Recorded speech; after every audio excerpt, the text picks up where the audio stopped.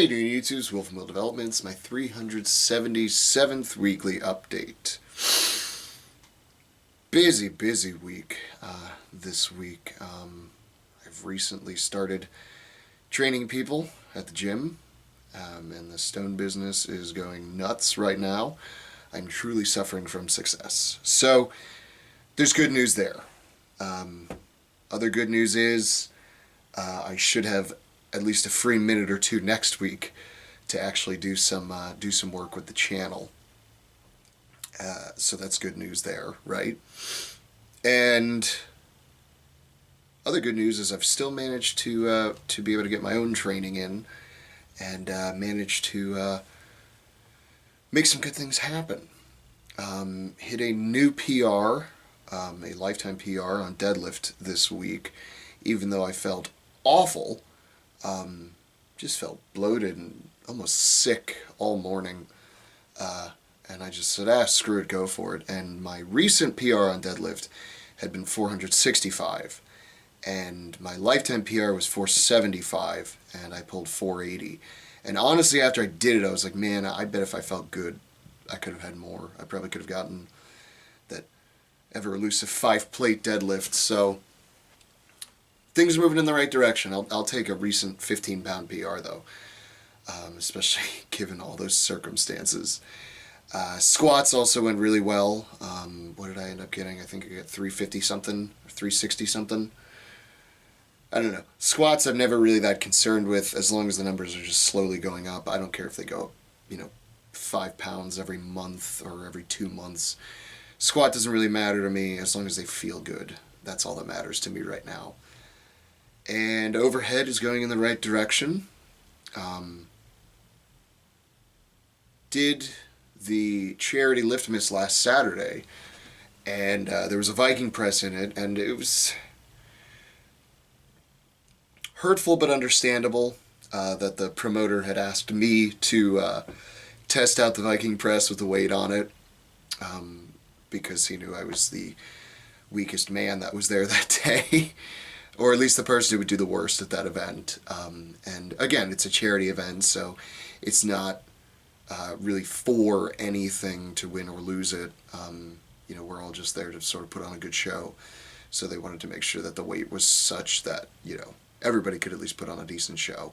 I ended up hitting 10 reps on whatever the weight is. I think the next closest person got like 13 or 12. So, I wasn't that far off, but, hey, it could have been a little bit better. But the reason I mention that is because my shoulders have been feeling a little beat up ever since that. The Viking press is a very unique movement in terms of pressing, and it definitely taxed a different part of my shoulders, and I was feeling it, beyond soreness, almost to the point of injury because of them. But I was still able to get through all my pressing workouts. But basically every time I would hit the rep, I'd be like, all right, this kind of sucks. Put it down. I'm like, all right, still kind of sucks. And then when I rack it, the pain would then kick in. But today felt better. So, I'm just slowly recovering from it and healing. I'm happy to have the next couple days off from training so I can actually recover from everything I just put my body through this week. So the big news on the lift miss was there was a sled pull, and it was really the only reason I actually entered, because last year I didn't enter. They just had a Viking press, and I said, I got no reason to do that. I'm just going to slow everybody down, basically. But they had a sled pull, and people may recall, if you follow this channel, that at last year's Tampa Bay Strongman Classic, they had a sled pull. And in training, I was killing it. It was supposed to be one of my best events. And in practice, I ended up coming last place by over 3 seconds, meaning second to last had 3 seconds faster than me. And I think first place was like 6 seconds. So it was a awful feeling to just get completely destroyed on an event that I know I'm good at and knew I was good at. No excuses, it's experience. I will say this though, and Liftmas proved this. If the sled had been heavy like it was supposed to be, I would have won that event. Period. And I know that because in doing so poorly on the Viking press during the charity event, Liftmas, I was going first on the sled pull. And they had just finished up doing the women, I believe the heavyweight women that had went. And they were putting more weight in the sled, and I just kept telling them, yeah, put more in, just put more in, just put more in. Reason being, when the sled is light, it's a very, very technical event because it's about speed, and it makes it challenging to sort of perform it the same way you would as if it was heavy. Generally speaking, with a heavy sled pull, you're going to want to get tension on the rope, pull yourself into a squat, and then explode out as best you can on that first pull, right? Full extension, and then use the weight of the rope and the object to pull yourself back down into that squat. That's the basics of how you do a heavy one. Well, when it's light, you can't pull yourself back into the squat. You might as well just sit there and do arm over arm. It's so light. And if you can, every once in a while, get a big pull. So I just kept telling them to throw more weight in. Yeah, throw more weight in. And they were like, 90 more? And I'm like, yeah, throw them in. Go ahead. Have a good time. I ended up pulling the lightweight sled for 50 feet in about 20 seconds. I think it was like 20.7 or 20.9. And I ended up winning the lightweights with that time. The next closest was like 22 something. So it was close, but I still did it. And I knew I did it. And even though I went first, I was like, that's going to be a good time. And then when I got up and confirmed with the promoter and the judge that, yeah, okay, I did win that event for the lightweights, I said, hey, I want to take a crack at the heavyweight sled. He said, sure, when everybody's done, yeah, we'll let you do it, but you got to reset the sled, or help reset the sled before you go. And I was like, oh, yeah, that's fine, that's fair, whatever.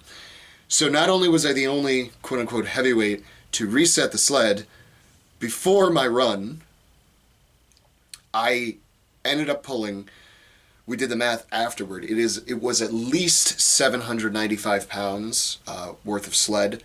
At least. It could have possibly been more, but we were estimating one of the, basically the little wooden sled that they had put on top it's like Santa's sleigh, we estimated that at 50 pounds, odds are it probably weighed a little bit more, but, we said, worst case, this thing weighs 795 pounds. I ended up pulling at the 50 feet in 29 seconds. The next closest time for the heavyweights was about 32. So I beat heavyweights at their own weight by over 3 seconds.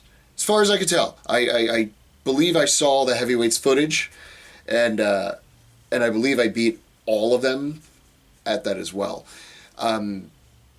Very few words can describe the kind of vindication I felt when I saw my time was 29 seconds, because I knew everybody else was in the 30s or so, and to see that I had actually done a sub 30 run with, let's just call it 800 pounds, as somebody who weighed in that day at about 200, I was like 204 or something.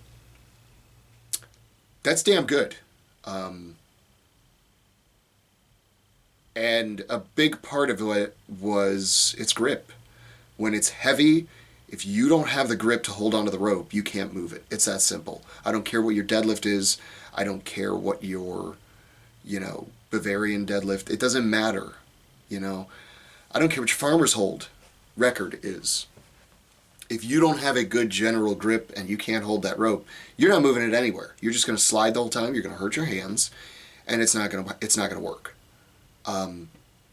So yeah, I purposefully made sure the lightweight one was heavier just so I would have an advantage. Normally it's the champion's advantage in strongman, but this time it was the loser's advantage. In that I got to make it as heavy as I wanted it, which played to my strengths, which is grip. And because I did that, because I got fourth and then first, I actually ended up in third place overall. So I finally got on the podium for once, which was great feeling. It was so cool when they said my name, like lightweight men and third place, Grip King himself, Will. Oh my God, yes! It was enough to literally drag me out of the bottom, and I'm super excited because if I had gotten second, I probably wouldn't have made the podium. So winning that event was key. So it's a super exciting week for that. I'm still riding that high a little bit, which is great.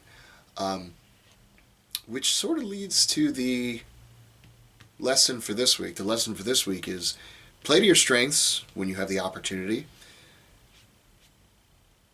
And you don't have to be ashamed of it. A couple of the other competitors, when I kept telling them to throw more weight in, they were like, "Oh, no, that's enough weight." I literally just looked at them and said, "Get stronger." At some point in strongman and in athletics, especially strength sports, that's it, dude. I'm sorry. You just have to get stronger.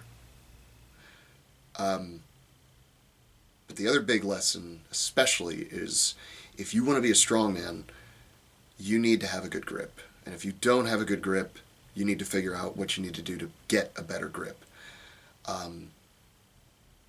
My personal recommendation, ditch the straps for a while on deadlifts.